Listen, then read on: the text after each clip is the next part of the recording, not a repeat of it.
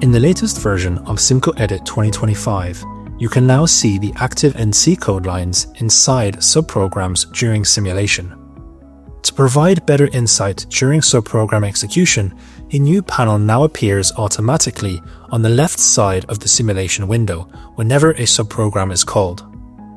As the simulation runs, the active NC line inside the subprogram is displayed and highlighted line by line, just like in the main program.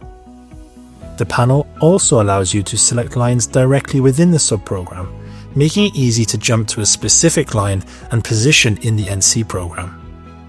The subprogram panel is fully integrated with CIMCO NC machine simulation as well, ensuring the same line-by-line visibility is in full machine simulation. For more information, contact your local CIMCO reseller today or contact us directly. You can also visit our website, cimco.com.